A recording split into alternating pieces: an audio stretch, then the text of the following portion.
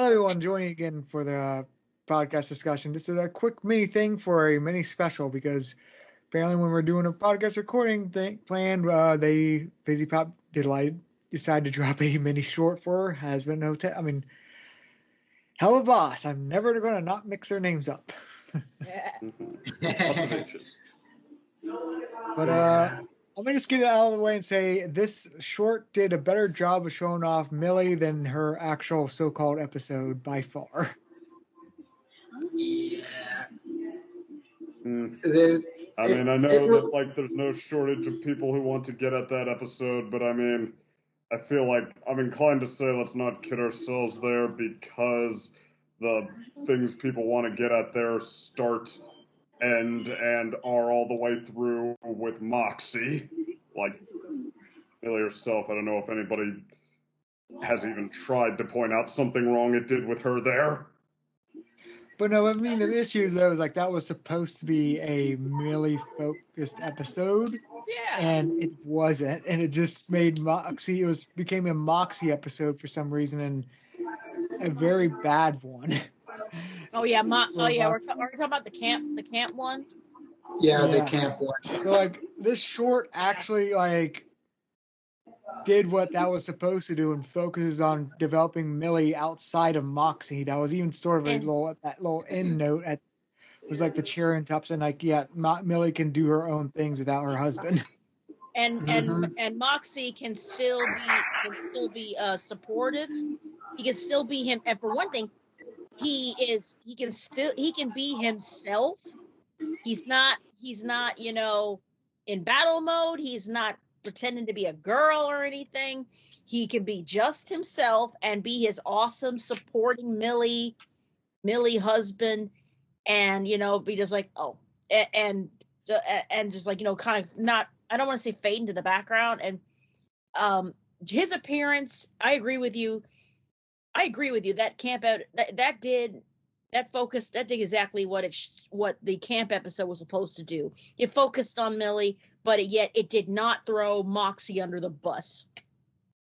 I still say like let's not mix up supposed to with failed, like right. If it fit, but I mean I'll forego the failed debate, but yeah, like I mean for the better or for the worse, the camp episode is about Millie insofar as the point that people were debating around her, like how much her character revolves around her husband and such. So in other words, it was about her supportiveness and her relationship with Moxie, and that it's like it's not that she minds doing that or that it's anything wrong with it being a huge part of her character. Right. That it's just that, all right, that is something that takes effort and sincerity in its own way and deserves to be respected and not forced on her, I guess, is the other part of the moral there. So, I mean, that's its own debate, that episode being what it is. But yeah, this one is definitely much more just Millie and what's important to her. Yeah. Or that one, I mean, you could flip it and argue that, like, okay, it's once again in relation to another character, but on some level, when is Helluva Boss ever not that? Like, and especially since this one is sort of the episode to, take a previously nothing character and make them something, and build a story worth telling and characterization worth having with that. Right.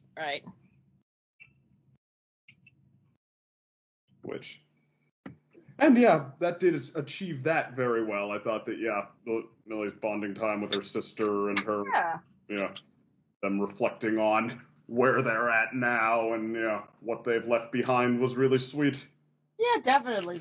Really, really nice. And it's a very kind of real, in a way, it's very kind of real. I mean, that's what happens when certain, family members, if they go off and, they don't take over the family business or they go a different path in life. There's sometimes that disconnect, that kind of disconnect that can happen. And in a way, there's a weird kind of lesson in there. It's like always good to kind of, wherever you go, it's good to like kind of go out in the world, but don't forget, what you got at home.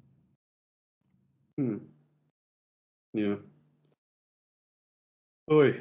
Or that, like how to make time for the people who are important and all that. Yes. And what can get in the way of that. Very true.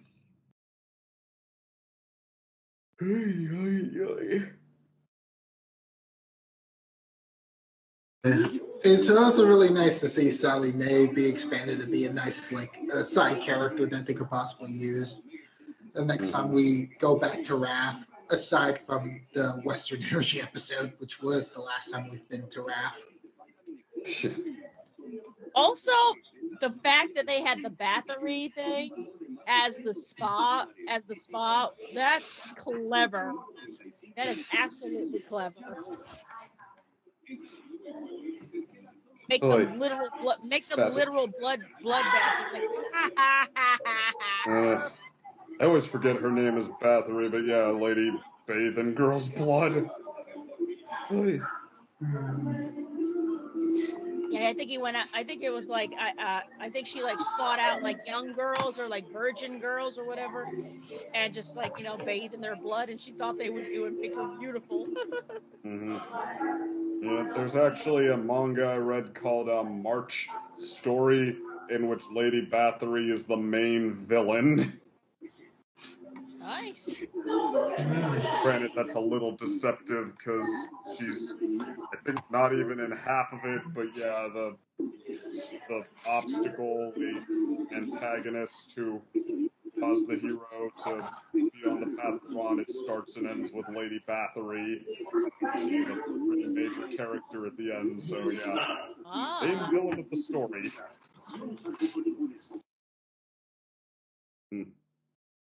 And if that wasn't enough, the character who, what did she do? She, her last victim was the main character's older sister and only family. And they go nice and twisted on that one, having her approach the youngster to finish off her as well, wearing her older sister's face. Oh my god, wow. Like, yeah. Nice and demented. So they make you really want to see Lady Bathory die, and then they kill her twice. So. Fair enough. They gotta do something to make a character be. They gotta do something to make you be like, oh wow, this character, she's gotta die. Yeah. Boy. I was like, hooray! I can't wait to see her killed. Oh, if ever a character deserved to be ripped to shreds by thorns and then slammed through the chest with a giant scythe made of thorns, it was Lady Bathory, period, but this version as much as any. They were probably cheering when it happened. They were like, yay! Yeah. Boy, actually, her first death probably was better than her second, just because, well, no, I mean, the second one was pretty epic. But I take umbrage with the last volume of March Story. It leaves the main character off-screen and or unconscious for pretty much all of it. Oh. I could imagine, like, in the first death, in the second death, you're like, no, the first one was much better. Yeah. Boy. I mean, the main character does get to deliver the final blow, but that's almost literally all she does. In the fifth one, in the final volume. Mm-hmm. But, so, but yeah. That's another story, though. This one, it's nice to remember that Helluva Boss is good, slightly twisted fun. Just like Hazbin Hotel. Mm-hmm. Boy. Just like even some of the stuff it casually tosses off, like Millie and her sister jabbed each other in the eye and sprained each other's arm, like that. So they were all like all injured afterwards. It's like sisterly fights. Nah. Boy. That also brings me That takes me back to when me and my younger sister were little. It's like that. Yeah. It's like that meme where like they say like, oh, what it means, what it's like to have siblings, like what you think it is, and you see these kids like arms around each other, and then in the next scene, it's like it's Chris Pratt from Jurassic World who's like holding back like two raptors, and it says like, and the caption is reality. Oh, I didn't see that meme, no. But yeah, I guess my point was that, yeah, Helluva Boss of the two does seem more casually able to have an edge than Hazbin Hotel does, for as much of an edge as Hazbin Hotel has on its own. Oh yeah, they're both quote edgy. I mean, they're in the same verse, really. So Yeah, although being on a public platform, I think Hazbin Hotel, it's been raised, and it might be fair that it has to follow a structure a little bit more of the two. Does maybe have to not go too far. Like Helluva Boss, I don't know if it's as pronounced as some people are making it out to be, but yeah, Helluva Boss doesn't seem to have to worry about that one too much. not really. Yeah, they're not on Amazon Prime. True. Very true. But really, they don't need to. Helluva Boss doesn't really need to be. It doesn't really need to be. It's like it found its legs pretty much on YouTube, and it's really good to stay on YouTube. But then again, the powers that be at Spindlehorse, who knows? Maybe Helluva Boss could get picked up too, and they may get another. They may get the show. They may get another. Get it on Prime or a network too. Who knows? I guess any all closing thoughts on this? This was cute. Really. I think this one had control of its tone pretty well. It integrated, you smell like hog's ass? Yeah, I smell like hog's ass. Beating the bloody teeth out of a guy's mouth, an axe fight burning down a building, and a loving sisterly fight with broken bottles resulting in severe injuries, and all made it feel sweet and heartfelt and joyously fun. Oh yeah. And those with siblings could be like, yeah, that's exactly what it's like. Well, I mean, I was the oldest brother, and the two youngest ones were like, I mean, I'm all for bullying and all that, but that would have been like, what's the fight? Me sitting on them. So yeah, it was me and my sister, and those fights quickly became more of a transaction than a fight. It was like, when we were mad at enough at each other where we wanted to fight, it was like, okay, first I would have to let her dig her nails into my arm and scratch all the way down them, so that afterwards I would be able to be like, oh, look what she did to me! Look what she did to me! And then, oh, ouch. Then I would have to, from there, inflict as much of a little kid's idea of damage as I possibly could before her immediate yelling for mom could take place. So, and then the rest of it was just arguing over whose fault it was with mom. Classic siblings. Yep. So total transaction. The free scratch on the arm for as much as I could do, whether that was more or less by the time mom got there. With me, I'm the oldest sibling too, and I just have a younger sister. With us, it was basically, it was just we go at it. It was just us. It was just us going at it. But of course, but at the same time, she's the younger, cuter sibling. So yeah, all she had to do was yell out for mom and dad, and fight's over. Yeah. And fight's over, and I'm the one who gets blamed. And I'm the one who gets blamed or whatever. But at some point, I just had to learn to be like, you know what? I got one shot. I had one shot. And if I lose my video game my video game privileges for just that one shot, worth it. And like that's the only thing that will get me through whatever my punishment is till the next time. Yeah, I got a hit in. You can't change that. You can't take that from me. And I got one satisfactory hit in, but and that's it. But nowadays, and luckily nowadays we grew out of it. Now it's not really a war of words or a war of it's differences of opinion.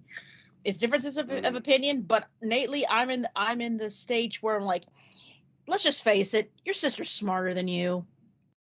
I was like, your younger sister's smarter than you. I mean, she's had different experiences and everything, but I'm like, yeah, she's just smarter than me. It's not worth getting in any kind of argument or whatever, I mean, it's definitely we're definitely. I mean, we don't physically fight anymore. I think we're way past done with that. Now it's just a war of either opinions or words and such. But there's more harmony now than dissonance. Yeah. There's one thing I've learned from Day Lover, it's that there's different types of intelligence. Sure that.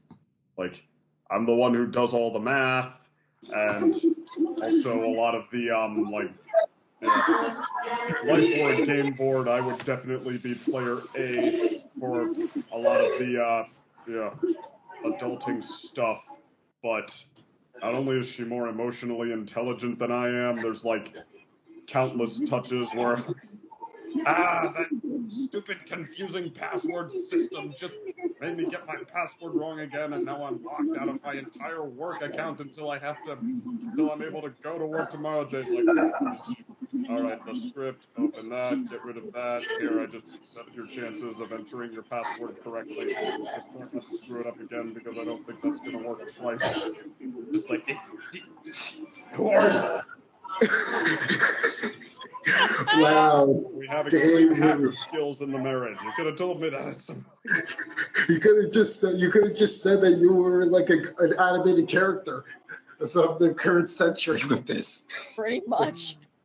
It's like dang it, Day Lover can consider herself to be one of the hacker stereotype characters now. You would expect her to be. Boy. Oh, that'd be awesome. That'd be such a twist if she was. She's got some tricks with it, like having to learn computers for her concept development degree. It's like, boy, yeah, Day Lover and I are very, very much a duo in who takes care of what, and it is very wide. Yet, boy, each of us has a very particular wheelhouse that the other one doesn't necessarily. Right. And that's what make the partnership work. I knew. Sometimes if we're playing astrology, humoring the notions, we look at all the ways that we're with each other. Oh yeah, you have an Aries personality or the whole astrology thing, an Aries and Leo dynamic or something like that. Well, depending on what your astrology signs are. Yeah, well, actually, we have perfect inverse, sun and moon signs. I'm a Leo with a Virgo moon, and she's a Virgo with a Leo moon. And funny enough, that does match up a little too well that, oh my gosh, it does. I have my outer second opinion-ish tightness, and she has her, outer Day Lover-y sunshine, but then... And sweetness. And sweetness. And sweetness. But yeah, but she also has an inner Virgonian tightness that okay, the way you make sure you don't get run over by a cement mixer is being extra careful. And I'm just you're so specific. Don't be sure not to get run over by a cement mixer. Well, that's what it feels like sometimes. You're so specific. I think I'm stealing a Calvin and Hobbes joke there specifically, but but yeah, I don't know, stuff like that. I can have a lot of chill. I do have to be the with my Tai Chi. I do have to be the life coach there sometimes. It is okay to take the first step, child. We will be all right. Be like water, my friend. Boy. So yeah, we are very often a fire and ice dynamic, and who is the fire and who is the ice and what? It's like, it's almost so fun to cool. see. That's so cool. Oh, I thank you. That's so awesome. I now I'm like curious. I'm like, oh man, what's Brandon and I like? Now I'm all curious. Like, I wonder what. Like, I know he wouldn't be into all the astrology or anything. I mean, I'm not too into it, because there's some things that are kind of weird that I don't quite agree with it. But but some of it can be pretty interesting. And there's something that's like, yeah, that makes sense. And then there's something like, I don't know about that. Like in particular, the one that kind of makes me like kind of not go all the way for astrology is that my sister is a Leo, but yet she does not display any of the quote Leo qualities. The strutting and the I'm so pretty and the oh my god, no, she's completely the opposite. She's the exact opposite, and I'm like, that's funny. Mare's birthday, her birthday is in the Leo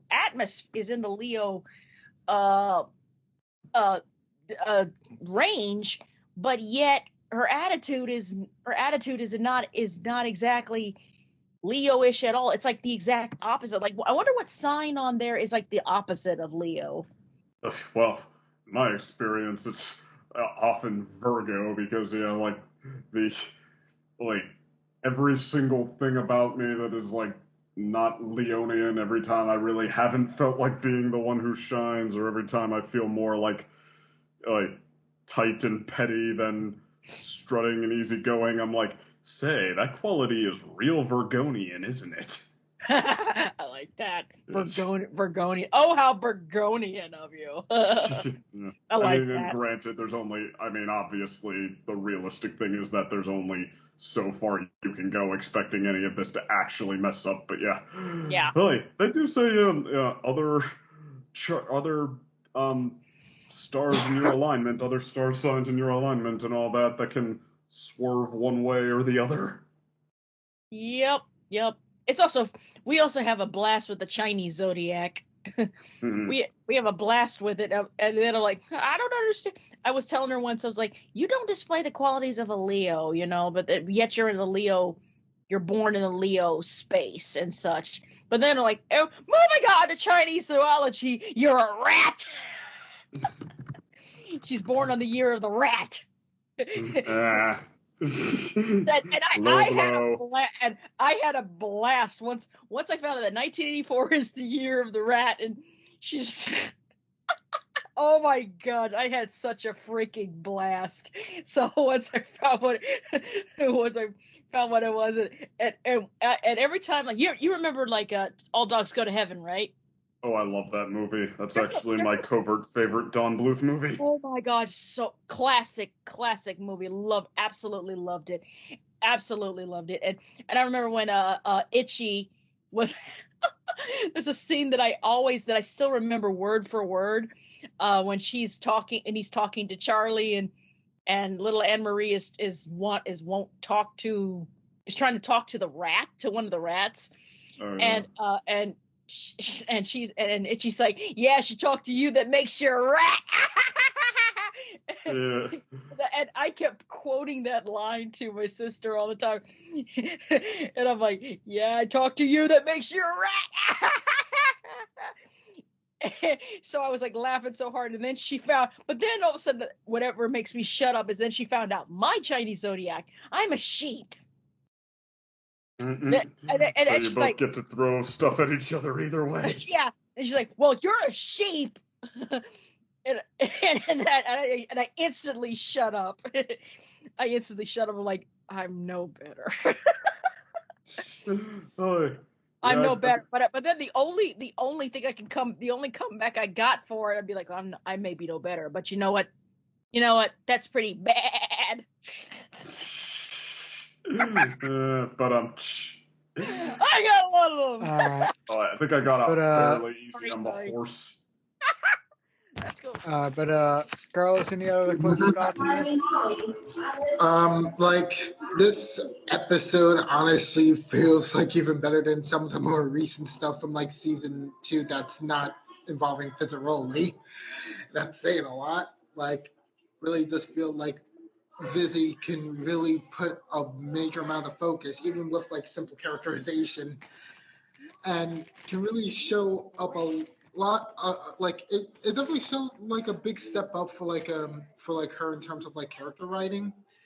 That like this short honestly did a lot of legwork that not even like her expanded 20-minute episode was able to do for some parts recently. You know? That's really the thing. So I just really love like Sally Mae for being like one of the best like trans characters or like actually being showcased here like in a really awesome spotlight. Like and for like Millie herself finally getting like her long dude spotlight for once. And hopefully we might get more shorts revolving around Millie. If if this is the quality we're gonna get for like any of these Helluva Boss skits, then just keep it coming. I don't care what goes on like in the main show. If you want to make the main show all about like the big plot about like of like Blitzo and like Stolas, okay, then let's just have like these small bits just to showcase like little bits of like what the original premise used to be. You know, I feel like that's what these shorts could easily be used for and can succeed in. You know.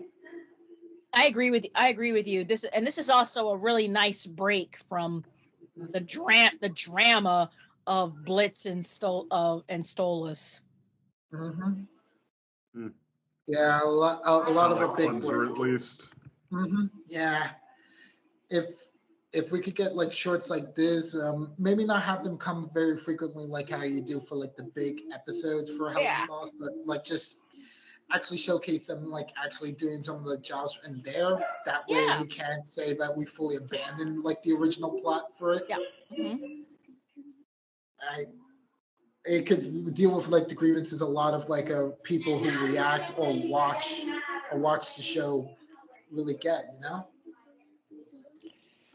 Yeah, I feel that actually does bring up a good point. It's like besides these shorts just being something like basically a nice treat in between episodes, it could be good for filling out like interesting story ideas, but interesting ideas that don't really pan out for like a 15, 20-minute episode. So it might be good to get out some like character development, just like some fun ideas within the Helluva Boss universe. I'm trying to make sure I said it right one. But like stuff that just doesn't stand in its own episode and that actually might improve the regular episode things, but like not stretching out sub B plot points that much, or like it might make more focused episodes.